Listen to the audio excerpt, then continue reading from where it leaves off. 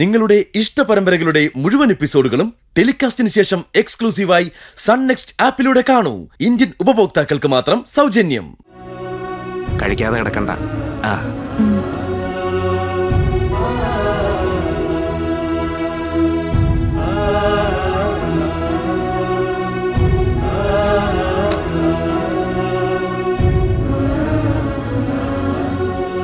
വസന്തനങ്ങളെ കുറിച്ച് ഓർക്കുമ്പോ അത്ഭുതം തോന്നുന്നു. മനുഷ്യന്മാർക്ക് ഇത്രയും മാറാൻ കഴിയോ? ഒരു കാലത്ത് മധു ആന്റിയുടെ കാൽച്ചുവട്ടെന്ന് മാറാത്ത ആളാ.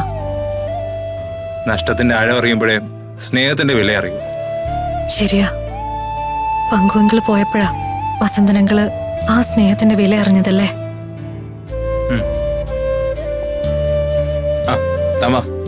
ഈ ഭക്ഷണം ഇരിക്കുന്ന കാണുമ്പോഴേ വിശക്കാൻ തുടങ്ങും. വിശപ്പിന്റെ ആഴം അറിയുമ്പോഴേ ആഹാരത്തിന്റെ വില അറിയൂ.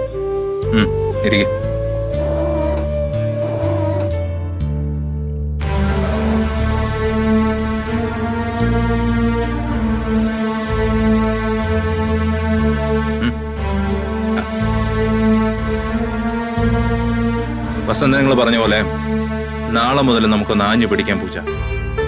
ഇത്തിരി നാൾ കഷ്ടപ്പെടേണ്ടി വരും, പക്ഷേ നമ്മൾ ഈ വീടിനെ ചേർത്ത് പിടിക്കും. ചേട്ടാ,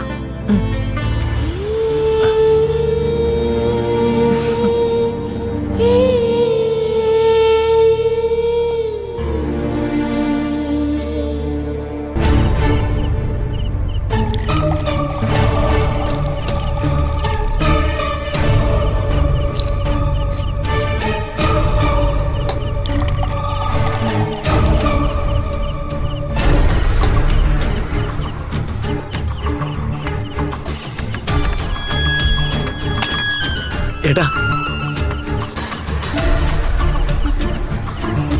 ഏട്ടാ മതി ഏട്ടാ, കുറെ നേരമായല്ലോ തുടങ്ങിയിട്ട്. ഇതാരെ തോപ്പിക്കാനാ ഇങ്ങനെ? എല്ലാവരും കൂടെ തോൽപ്പിക്കുന്ന എന്നെ തന്നെ അല്ലടാ. ഇനി ഞാൻ കൂടി എന്തിനാ ബാക്കി വെക്കുന്നത്? വിട്, മതി.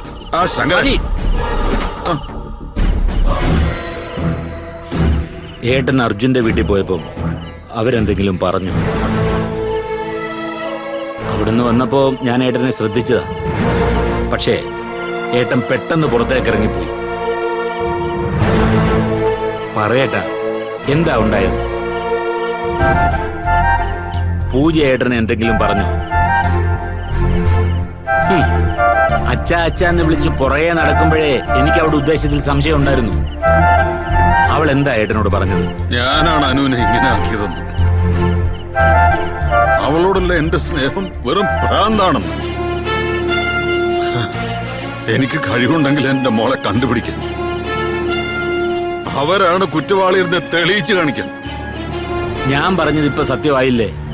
അനുവിനെ കാണാതായതിന് പിന്നിൽ അവരാണെന്ന് ഇപ്പൊ ഏട്ടന് മനസ്സിലായില്ലേ?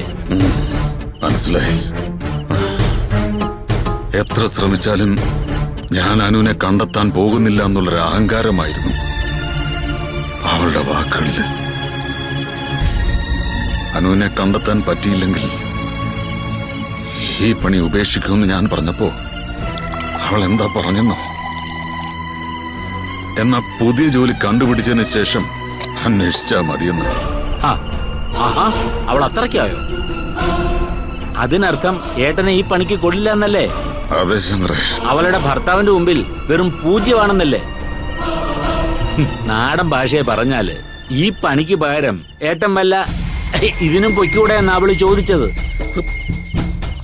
ശങ്കരേ. അതെ ഏട്ടാ, ആ പറഞ്ഞതിന്റെ അർത്ഥം അത് തന്നെ. അതും കേട്ട് ഏട്ടൻ മിണ്ടാതെ പോന്നപ്പോഴേ അവിടെ കാരണം നോക്കി ഒന്ന് പൊട്ടിക്കിട്ടല്ലേ ഏട്ടാ? ബാക്കി വരുന്നത് വരുന്നിടത്ത് വെച്ച് കാണാമായിരുന്നു. കാരണം നോക്കി പോയിക്കാൻ ഞാൻ കൈ ഉയർത്തിയതാ. അപ്പോഴേക്കും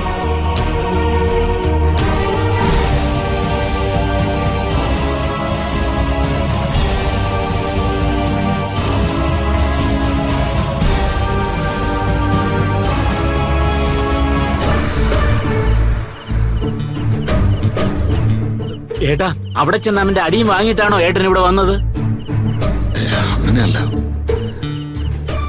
അർജുനെ അടിക്കാൻ പോയപ്പോ അടിതെറ്റി ആനന്ദിന്റെ ദേഹത്ത് കൊണ്ടപ്പോ അവൻ പെട്ടെന്നുള്ള ദേഷ്യത്തിന് ഓ, അപ്പൊ ദേഹം നൊന്താൽ ഏട്ടനെ അവർക്ക് തല്ലാം അല്ലേ? ഏട്ടൻ അതെന്താ വന്നപ്പോ പറയായിരുന്നത്? എന്റെ ഏട്ടന്റെ മേൽ കൈവച്ചിട്ട് അവരങ്ങനെ സുഖമായിട്ട് ഉറങ്ങണ്ട. ഇന്ന് അത് നേരിട്ട് ചോദിച്ചിട്ടേ ഉള്ളൂ ബാക്കി കാര്യം. ഏട്ടൻ എഴുന്നേറ്റ് വാ. ആ, ഒന്നും വേണ്ട. വേണ്ടെന്നോ? ആ, വേണ്ടാന്ന്. വേണം. ഇന്ന് ഇപ്പൊ തന്നെ വേണം. ആ ആനന്ദിനെ അർജുനെയോ ആരാന്ന് വെച്ചാ വിളിച്ചിറക്കി മുന്നിൽ നിർത്തി തരാം. എണ്ണം പറഞ്ഞൊന്ന് കൊടുത്തിട്ട് ഏട്ടൻ ഇഞ്ഞ് പോരെ. ആ, അത് വിട്ടേക്ക് ശങ്കരേ. ആ, അതെങ്ങനെ ഇവിടുന്ന് ഏട്ടാ? അല്ലെങ്കിൽ ഏട്ടൻ എന്നോട് പറ, ഞാൻ ചെയ്തോളാം ബാക്കി. അല്ലാതെ എടാ ശങ്കരേ, അല്ലാതെ ആ വഴക്കിനും ബഹളത്തിനും ഇടയിൽ അങ്ങനെ അങ്ങ് സംഭവിച്ചു പോയെന്നേ ഉള്ളൂ. ആ, അല്ലാതെ ആനന്ദ് മനഃപൂർവ്വം ചെയ്തു ഒന്നും അല്ലടാ. പക്ഷേ പൂജ പറഞ്ഞ ഓരോ വാക്കും ഉള്ളിത്തട്ടി പറഞ്ഞത് തന്നെയാ.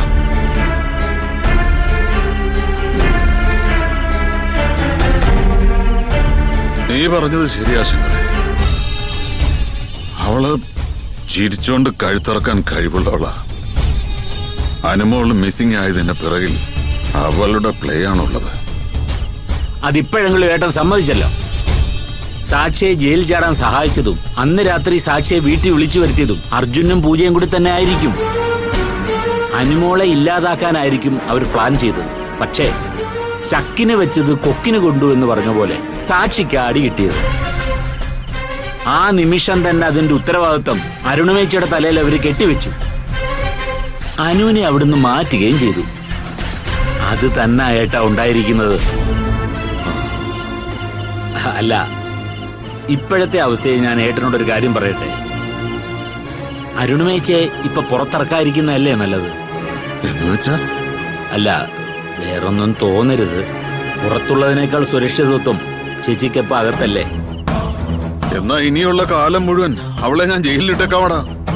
എന്താ അത് മതിയാവോ? അയ്യോ ഏട്ടാ, ഞാൻ അങ്ങനല്ല ഉദ്ദേശിച്ചത്. പിന്നെ അനുമോൾക്കെതിരെ അവരെന്തെങ്കിലും ചെയ്തിട്ടുണ്ടെന്ന് കരുതുക. അതുപോലെ തന്നെ അരുണമേച്ചി പുറത്തിറങ്ങിയാൽ പൂജ അർജുനും അരുണമേച്ചിയോട് അത് ആവർത്തിക്കില്ല എന്ന് എന്താ ഉറപ്പ്? അതെ, ഈ അരുണമേച്ചിയെ കാണുമ്പോഴുള്ള പൂജയോടുള്ള അമ്മയെന്നുള്ള വിളിയുണ്ടല്ലോ, അതൊന്നും വിശ്വസിക്കരുതേട്ടാ. ശങ്കരേ, എന്റെ മോൾക്കെതിരെ അവരെന്തെങ്കിലും ചെയ്യാൻ ശ്രമിച്ചാൽ അവരതിനുള്ള അനുഭവിക്കും. പിന്നെ അരുണിമ, അവളുടെ ദേഹത്തിന് ഒരു തരി പൊടി പോലും വീഴ്ത്തില്ല. പുറത്തിറക്കിയാൽ ഞാൻ അവളെ ഇങ്ങോട്ടേക്കാ കൊണ്ടുവരാൻ പോന്നേ. അവളുടെ പേരിൽ വർഷങ്ങൾക്ക് മുമ്പ് ഞാൻ വാങ്ങിയ ഈ വീട്ടിലേക്ക്. നന്ദൻ ആരാണെന്ന് എല്ലാവരും അറിയാൻ പോകുന്നതേ ഉള്ളൂ.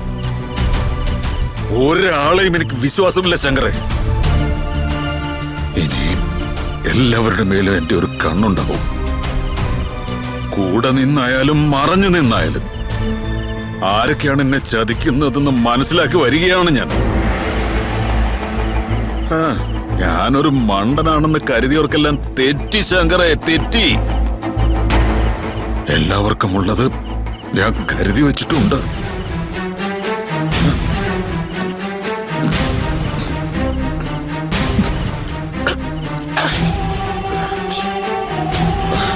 വീടില്ല ഞാനൊന്നിനെ.